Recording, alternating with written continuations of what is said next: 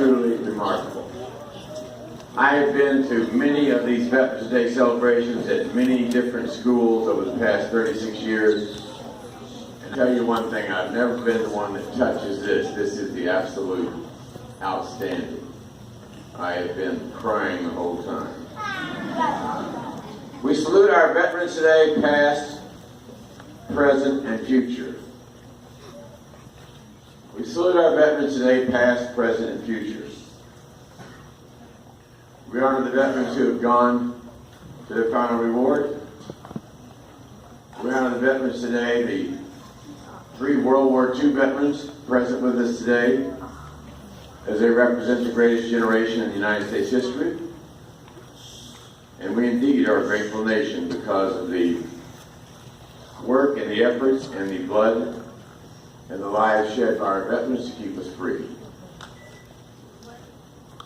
You know, there's a big parade downtown today at 2 o'clock celebrating the 2017 Houston Astros World Series.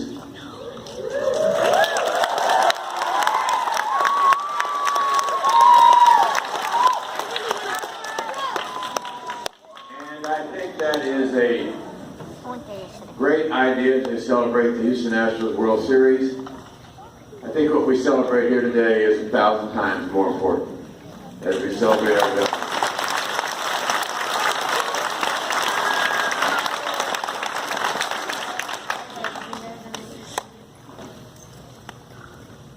Actually, the Millsap choir sung the Star Spangled Banner.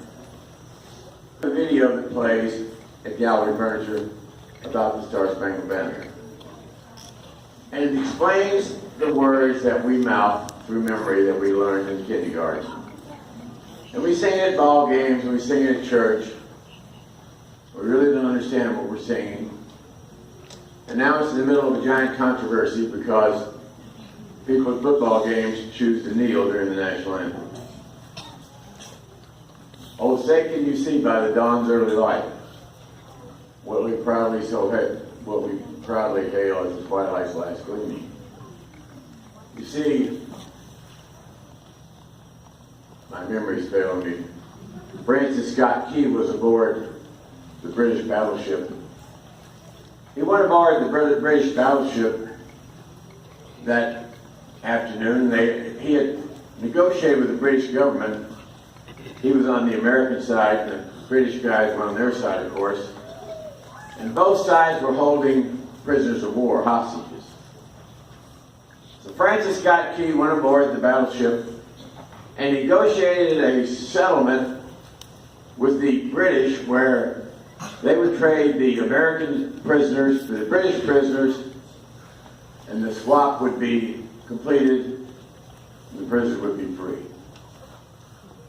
Francis Scott Key was on this battleship, and he went down in the hold to tell the American prisoners that, men, tonight you'll be released, you'll be free.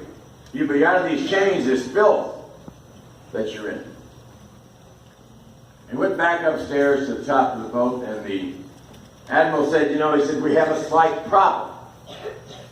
He said, we will still honor our agreement to release these men.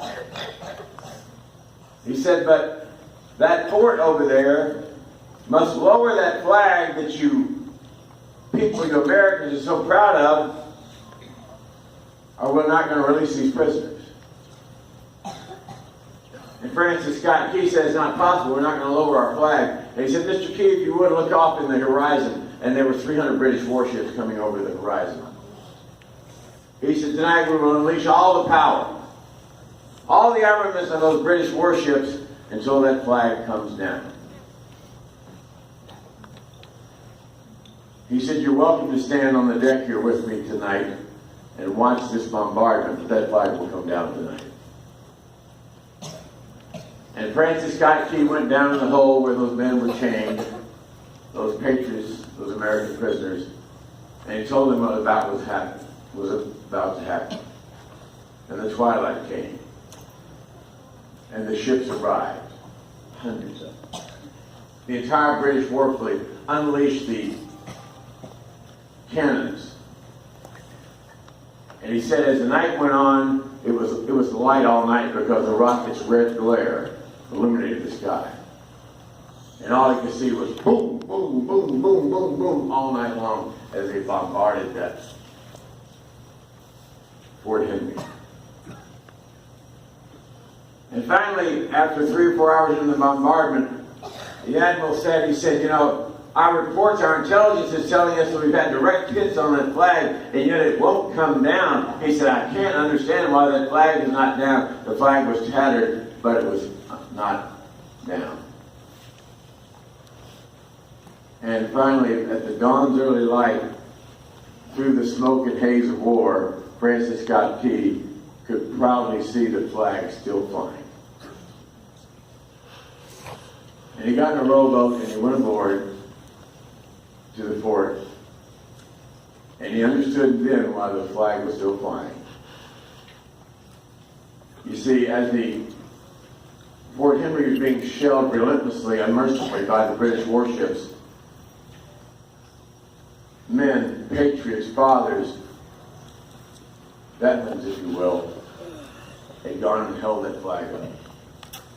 They had held that flag. And they died. And then more veterans, more patriots, more Americans went and held that flag up, and they died too. And then more held it up, and they died too. And at the end, the flag was like that, but it was still standing. That's why we sing that song.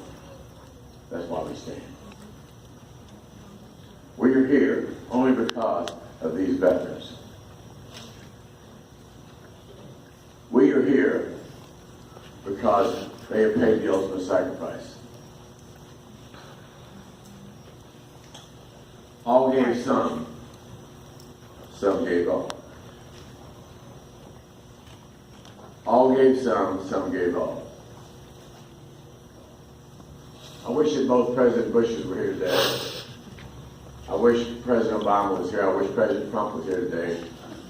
They could be proud of this group of young children here, and these teachers, and these veterans, and these parents, and this community.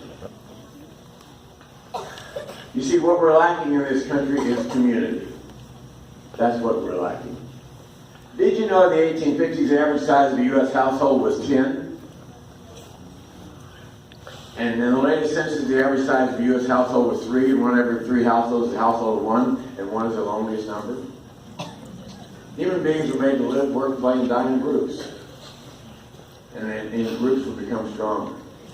And this is a sense of community, a celebration of wonderful, diverse children, wonderful, diverse adults. We're all here to honor that flag and honor these veterans because all gave some and some gave all. My words are inadequate to express how great this celebration is. Those of y'all who have videotaped this, please email it to me at mac@galleryfurniture.com. I will put it on Facebook and I'll get 10 million views.